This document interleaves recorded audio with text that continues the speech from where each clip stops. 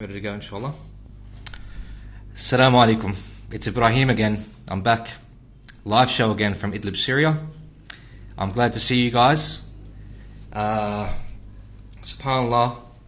I really enjoyed last week's live show, and I'm gradually building up and enjoying it more and more each week. Get a chance, if you can, please share with your friends and your family this live show so they can join in, watch with us, propose their questions, maybe hear some answers regarding some questions that they might be interested in. SubhanAllah, just going over quickly, I had a couple of people that sent me messages on private and through some of the comments regarding addressing the questions first rather than covering the topics which are proposed, even though I think these topics, like focus points you could say, are important that we sort of dialogue about topics and events that are related to the Syrian arena, related to Idlib, that are hot. It's like some of the topics that I've proposed in the previous weeks, and even today's topics like normalization with the Assad regime, or the transformation or the journey, Idlib's journey from chaos to order.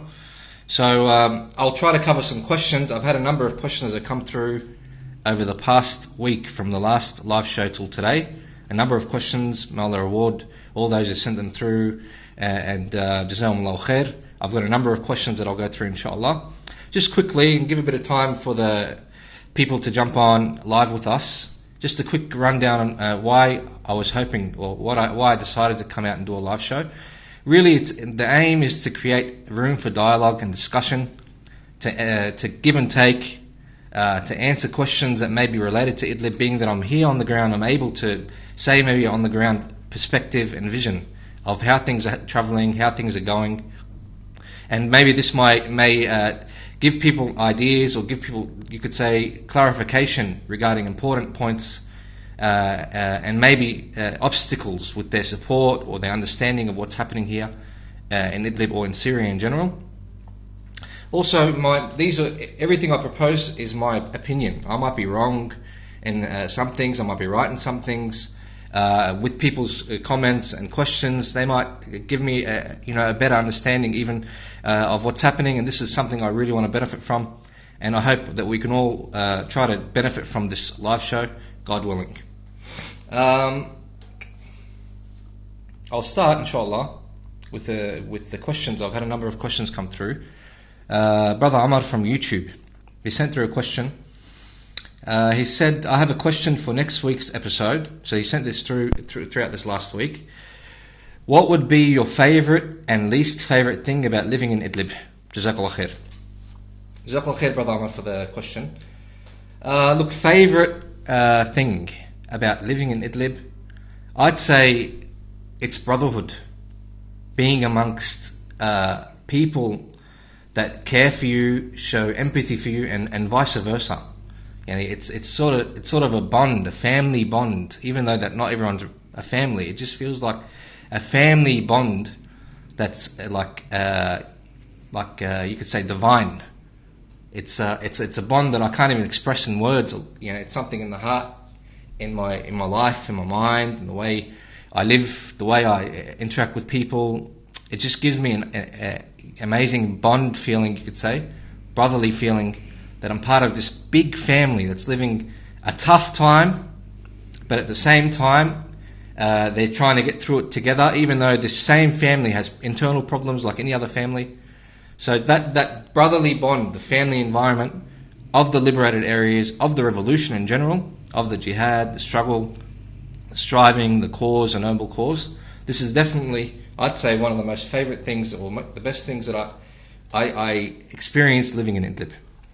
Least favourite, I'd say that when I see my brothers and sisters being killed by the Assad regime and Russian aggression and the Iranians, this really would definitely be the least favourite thing of living in Idlib. Seeing people living through hardship, visiting the refugee camps.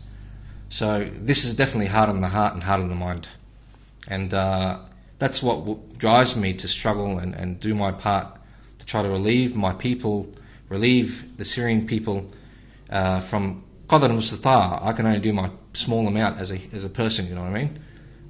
Do my part to try to relieve them from their hardship and what they're going through and what they're witnessing on a daily basis. May God be with them and help them through this noble cause and noble struggle, and help them to attain freedom and victory over their enemies. Ameen. Question from Blake Farrell. He said, who have you guys bombed? I don't weigh in on this because I'm not Syrian and you're not even Al-Qaeda I fought. How long should Muslims have to die for 9/11? Jesus' instructions were to feed our enemies, but you are not my enemy. Okay, I think the point that Blake Farrell's making here, the question sort of maybe a few questions in the same point. I think it's more leaning towards the oppression the Syrian people are facing, maybe not only from Assad regime in Russia, from other countries, maybe the Syrian refugees trying to, maybe in Europe and others trying to send them back, the hardship the Syrians are witnessing in Assad's areas or in refuge. I think he's trying to portray a point that, you know, how long is this going to last for, and how long are the people going to stand by and watch the Syrian people live and witness this form of oppression? And definitely, I agree with the point that things need to be done on an international level, on a Muslim world level, on a humanitarian level, on all sorts of scales and levels, you could say, to try to change the reality on the ground in Syria. So I agree with the point that Blake's made. I've got eyes on Idlib as a third question on Twitter. They've posed the question. The comment says, I can see you are a nice man and educated, you live in Idlib, you know much more than me. I'm not sure about that. It's a nice gesture there, eyes on Idlib. Thank you for that. So honestly, I ask you, why, according to you, we in the West are told by some Idlib residents, not on Twitter, that they are afraid of HTS, just only to speak about it in public? So, for what I've gathered from the question, that the people in the West consider that residents in Idlib are afraid to speak in public about HTS. Now, that can be analysed, you could say, and dissected in a number of different ways. We are living in a war zone, and the atmosphere here having, you could say, instability, and you have still a fraction or amount of chaos on the ground here in Idlib or in the liberated areas of Idlib. So you'll find that things aren't stable. So the relationship between those who are responsible for governing the area and the public would be at a high level. I think in general, if you look, in general there are societies and governments and authorities, you could say, with the public. A lot of the times their relationship aren't at the highest level. So you can imagine in a military zone or an area that's threatened with cells, sleeper cells, whether it be ISIS, Assad regime, Russian, etc., or military bombardment happening. You have instability happening because of economic issues. So these number of factors would feed into people maybe feeling some sort of fear towards the authority or those who are responsible for governing the areas. I do believe that there may be other factors that are linked to this, depending on the people that are communicating, like the society. There are a number of people that have voices who speak on social media, and they're sometimes they're pro, you could say, the authority here, HTS or Syrian Salvation Government. Sometimes they're anti. You have a mixed atmosphere, and I'd say that this is something that needs to be worked on, and definitely the bond between the authority and the society needs to be built. Bridges need to be laid. I have seen on the ground here, you can see institutions that have been developed to build the bridge, to build the relationship, to break that fear, you could say fear, or maybe an environment that may cause fear. And also, this, I think, needs time. So the HTS or any of the other factions like Ahrar al-Sham, etc., they were factions, specialized in military work.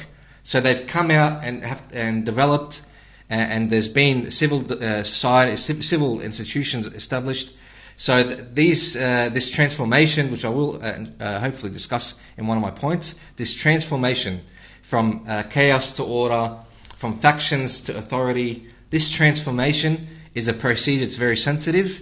It's not a overnight culture change. If you look at how culture change works in organizations, it's not an easy process, and it takes a lot of time. And I can imagine that bridges need to be built, have been built, to establish a bond, trust, a good relationship, recognition from both sides, you could say, and a unified effort to proceed and prosper, and for Idlib and the revolution and the Syrian people's cause, for it to move forward in a positive manner. So that's what you could say in a nutshell. Maybe there would be some sort of environment.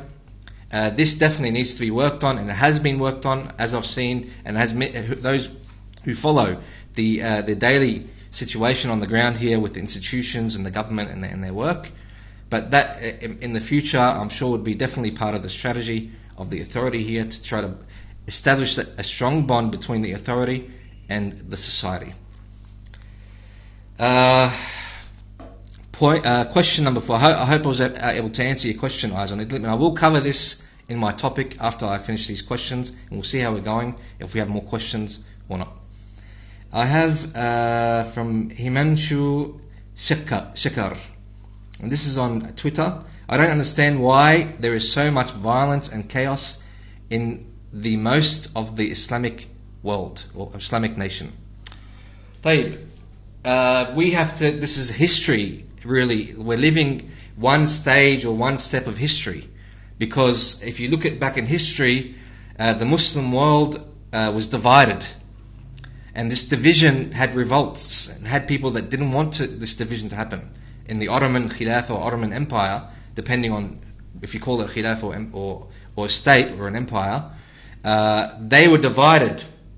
So the Muslim countries, the Muslim land, the Muslim people, tribal, etc., a lot of them revolted and didn't want this division to happen, and this carried on for many, many years, decades, and you're still living that same process till today, where you have Muslims living under governments they didn't want, Muslims living under governments that work to the benefit of external parties and countries, etc.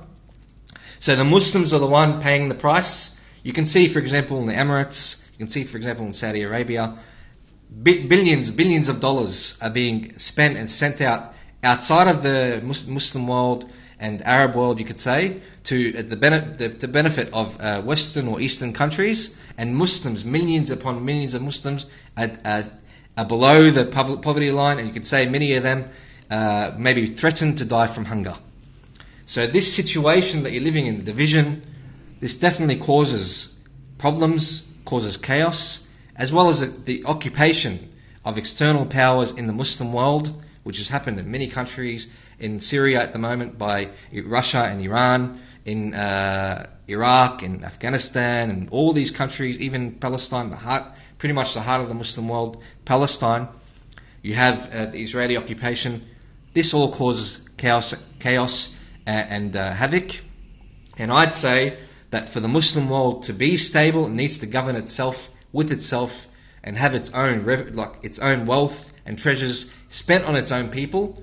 This will lead to a future of the Muslim world living in a stable and a prosperous environment. Allah knows best. I've got Mahmoud Kanj from Facebook. I have a question I would like for you to answer on your podcast. How is the situation in the liberated areas, and when do you think the next battle will take place? Appreciate it, akhi. Jazakallah khair, brother Mahmoud. The situation, I'd say it's tough. We're in a tough environment, akhi. I don't want to beat around the bush, yani. We're in an emergency zone. We're in a war zone. We are living with people that have been displaced from all over Syria, poverty. We have a lot of hardships here, Saraha. I'm not going to beat around the bush, akhi. But the Syrian people have chosen this atmosphere rather than living under the Assad regime. So you can imagine how bad the Assad regime, or the situation there, and living under there for 50 years, how hard this was for the Syrian people, and if they're willing to live in the worst of conditions rather than to go back to the Assad regime. That shows how bad the situation there is. So we definitely, the people here in need of your prayers and your supplication, and things are gradually becoming better. It's a slow process because there's a lot of obstacles. Maybe in the topics to come I'll discuss them. But the situation is tough, but getting better. And we ask Allah for that to be process to move faster, and for the Syrian people's situation to become better ASAP, inshallah. Also, when will the next battle take place? I've discussed this in previous discussions and in previous live show. I spoke about this. I think that there will be a battle. It's inevitable. The question, there's two questions, is who will initiate the battle? Will it be the revolution to try to retake areas, or the Assad regime backed by Russia and Iran and Hezbollah? Will they aggress and attack this small land in Idlib? Who would attack the next first? That's a question that needs to be answered, yet to be answered. And when? I don't know. It doesn't seem like anytime soon, but it could be in the near future, depending on how the political situation goes. Not only in Syria, it's very important to understand. Syria is directly linked to other arenas. Directly linked. Russia has interest in Syria. They use Syria to pressure and to achieve political goals out of Syria. They'll kill Syrian children here. They'll hit the middle of marketplaces to put pressure on Turkey, on Europe, to try to cause migration, and that will put pressure on Europe, etc., to try to get political gains. So will Russia take that path or not? This is not obvious. There are questions about Russia maybe attacking Ukraine. There are questions, many other, you could say, scenarios that have been proposed. We'll have to follow that step by step. Jazakallah khair, brother. I'll just quickly check and see if we've got some other questions that have popped up. One moment. Just bear with me. Okay, we've got a question from Amir Ismail on Twitter. Have foreign journalists ever contacted you? Would be a great initiative. Maybe you can invite them. I'd say that definitely I have been spoken to by journalists around the world that are interested or have somewhat invested in the Syrian cause and in the revolution.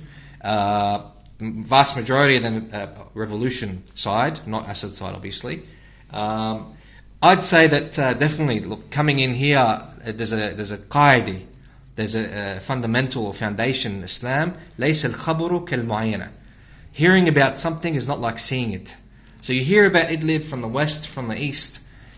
Really, if you're not here on the ground and see it with your own eyes and experience it, it's just going to stay as an idea or thoughts. You're not going to really know what's happening until you come.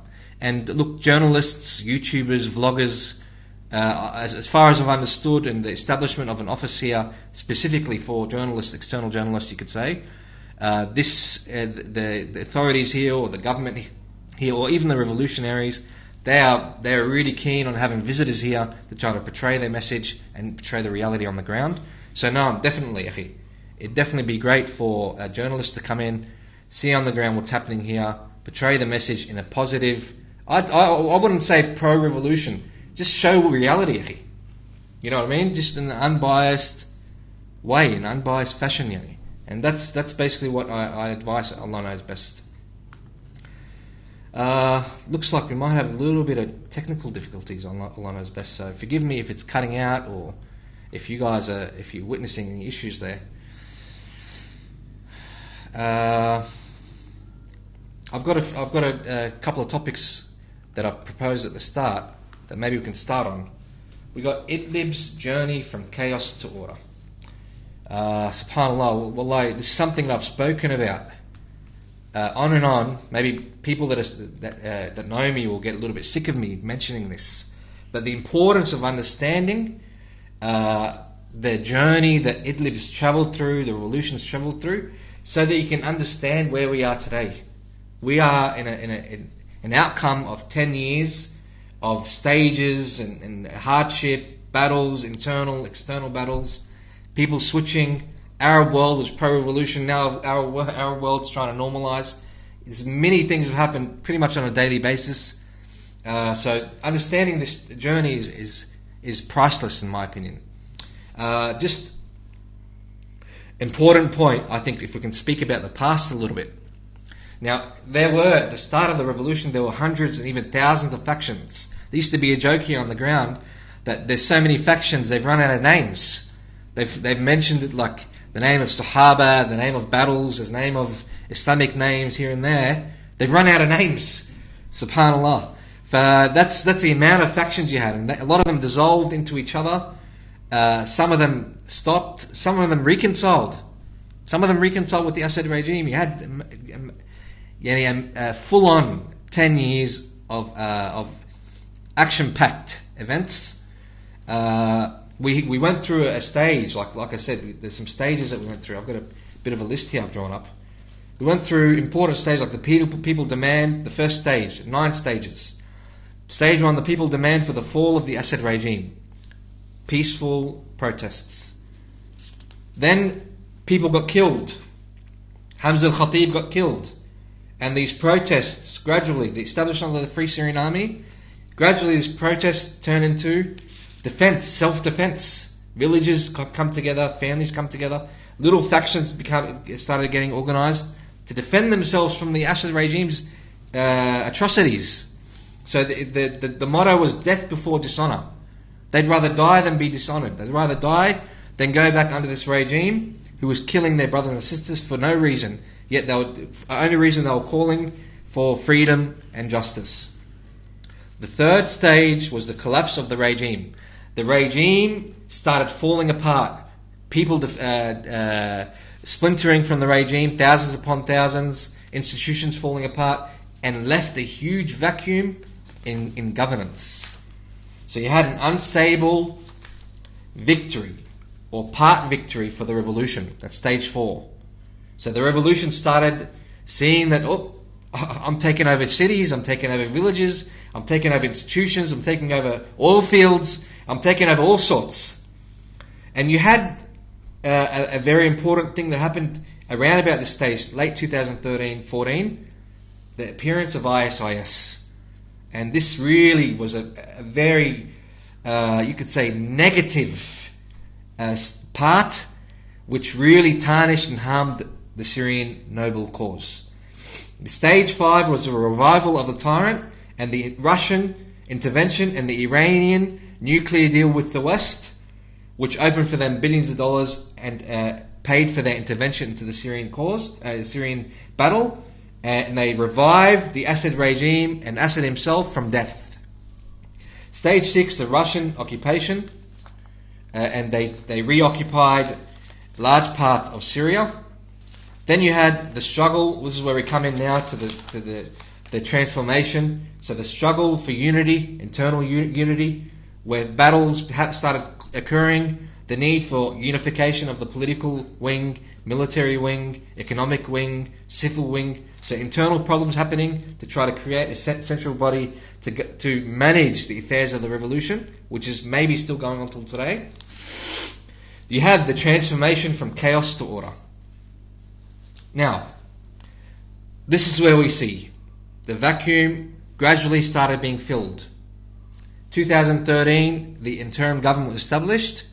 2017, the Syrian Salvation Government was established. The pockets, vacuum, you could say, the vacuums and voids gradually were being filled. Now, you had this culture change in the lives of the Syrian people.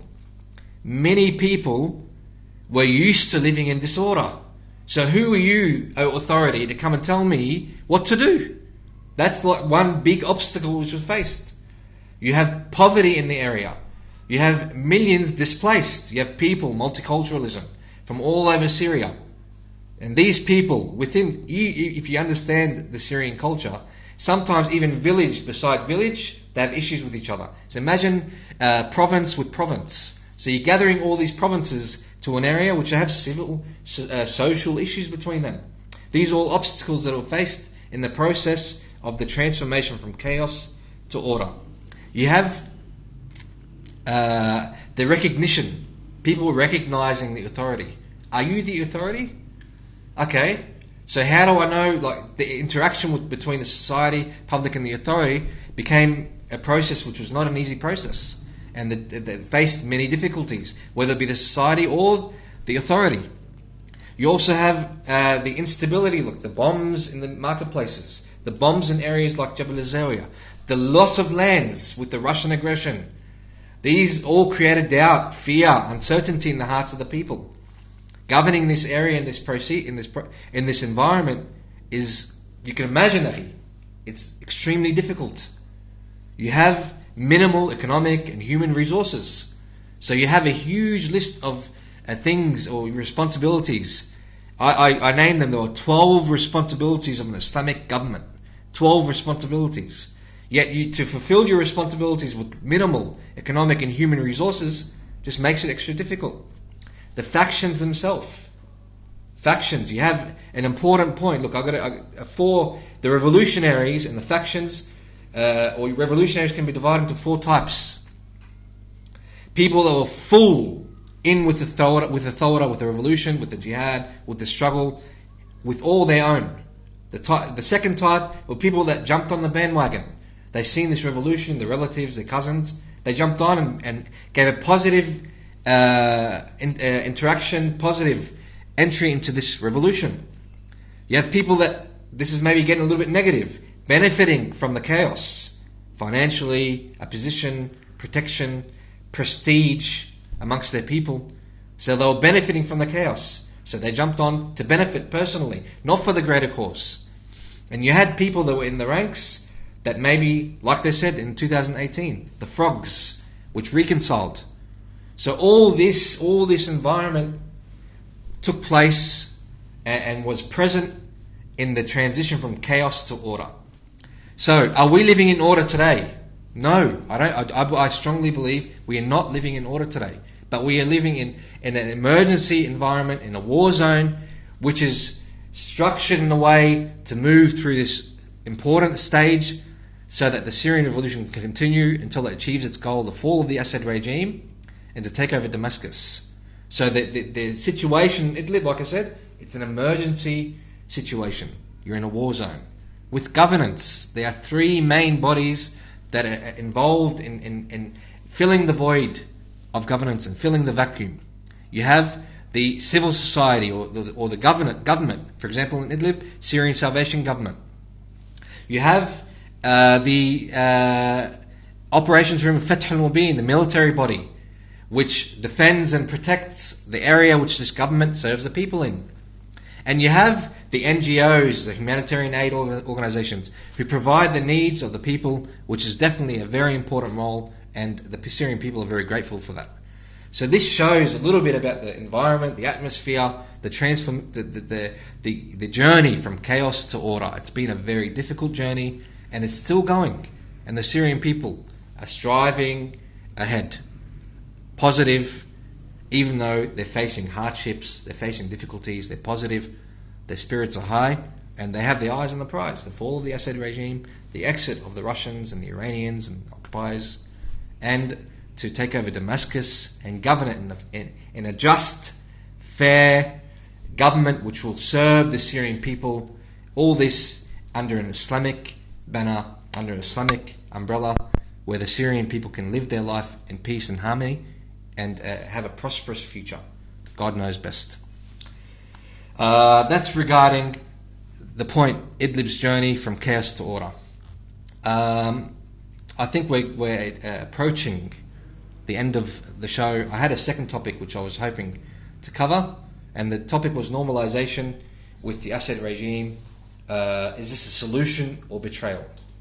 I'll quickly go over it so I don't make the drag on for too long. Look, just one moment, bear with me. Look, let's clarify that this normalization, which may be apparent in around Syria to normalize the relationship with the Assad regime, is not a solution. It's like covering up an infected wound. It's not a solution. The Syrian people are living all over, they're spread out all over the world. You have nearly 4 million in Turkey, nearly 1 million in Jordan, nearly 1 million in Lebanon. The Syrian people in Assad's areas want to leave. So you're covering an infected wound. It's not a solution. The Syrian people would say this is betrayal. The Syrian people would say this is betrayal by what they assumed and understood previously by their Muslim Arab brothers. The EU stance, what a shameful stance, to try to force people to go back to the Assad regime's areas when they know that there's a very, very high chance they're going to be tortured and killed. You could see the Assad regime's loyalists and their stances towards the Syrian people with regards to those who have come back previously or those who would like to come back. We've seen Daraa, we've seen Ghouta. It's just constant security issues, constant imprisonment of people, constant killing of people. You want to send people back to that environment? You have Jordan and the UAE are pretty much spearheading the process to try to reconcile. Let's understand why. I believe there's a number of reasons why, even though I disagree with this whole concept. Let's try to analyze why are they doing it. I think they definitely have their own interests. They've got their own internal problems. They know the world's living in an unstable world. You have Corona. You have the US withdrawal from Afghanistan. You have economic crisis all over the world. You have internal problems. This Arab Spring hasn't finished, even though it's maybe they've tried to put it out. It's still there in the hearts of the people. So they're afraid of the Arab Spring reigniting. So their own interest is definitely priority to these countries. I think they're trying to lure the Assad regime away from the Iranian regime. And they're trying to, you could say, maybe cover try to draw the Assad regime their way and pull the Assad regime away from Iran and to try to weaken Iran's presence in Syria. I think the Arab countries are afraid. Like they're seeing the SDF, US were threatening to withdrawal. In Afghanistan, US withdrawal. So the Arab countries are afraid of US withdrawal. You also have to minimize the Iranian influence in Syria and increase the Arab influence in Syria. They have a huge refugee crisis, especially in Jordan. They want to try to solve this refugee crisis. Jordan want to try to benefit economically. You can see in many articles that were written about Jordan's stance, its economic refugee crisis, economic crisis. They want to try to reopen so they can try to fund themselves and solve this refugee crisis, which won't be solved because the Syrian people will not go back to the Assad regime. They've made that very clear. It's been a long war, 10 years. So I think these sort of dissecting understanding why they want to reconcile or why they want to do normalization. Understand the UAE. They've been the spearhead of anything evil that's happened in the region. They funded Russian attacks against the Syrian people, killing the Syrian children, women, destroying their properties, destroying hospitals and schools, etc. That's the UAE for you. And they're the ones now meeting with the Assad regime, visiting the Assad regime. What an evil, dirty betrayal they've committed with the Syrian people, not to mention what they've done with the Palestinians, with their reconciliation or normalization with Israel. You also have some positive stances, like the US have said they've ruled out normalization, even though maybe on the ground they might not be translating, or you could say acting in that manner, but they've made their stance that they've ruled out normalization. The same with Turkey. Their stance is very clear. Qatar, as well as many other countries. So why, if we can quickly understand why would this fail? The war's not over. The revolution is strong, even though it's in a pocket, northwest Syria you could say, it's still strong in spirit and will, and this is the most important thing with revolutions, with causes, it's the will to carry on. You also have those residing in the Assad regime's areas, they want to leave themselves. So you want to normalize and reconcile. The Syrian people haven't reconciled with the Assad regime. The Syrian people haven't normalized relationships with the Assad regime. You want to normalize with them?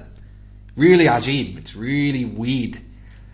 Also, the Assad regime, he doesn't want the Syrian people to come back. his security stances, the atmosphere there, the corruption in the government, the messages they've given to the Syrian people. When the Syrian people come back, they imprison them and arrest them and torture them. This shows to the Syrian people, we don't want you to come back. We actually want to do a demographic change here. Maybe get some Iranians to come in, get some Shia from here and there, get some different sort of mix up and minimize the Sunnis spread out, which the vast majority of those displaced are Sunnis. So the Assad regime doesn't want them to come back. And you have Iran. Iran's a huge obstacle. Iran is not going to allow this to go ahead. I mean, like for their presence in Syria to minimize and the Arab presence to expand. I think that Iran will be a huge obstacle, and this will be something that will prove even Iran they'll definitely be a huge obstacle for any form of normalization and reconciliation, and they'll try to put you could say obstacles for the Assad regime to achieve that with the regional countries, etc. God knows best. Please, if you've got any questions, comments, advice on what I've just spoken about, these two topics, or any of the questions that we've spoken about tonight, please share them with us. I apologise, we may have had some technical issues in today's live show. Alhamdulillah, we are in a war zone. These are sort of issues pop up to us on a regular basis. Internet cuts out, water cuts out, electricity cuts out, bread prices skyrocket. Things that we wouldn't be used to witnessing maybe in the West or in Europe, etc. These things that the Syrian people live on a daily basis, and we live this life with them.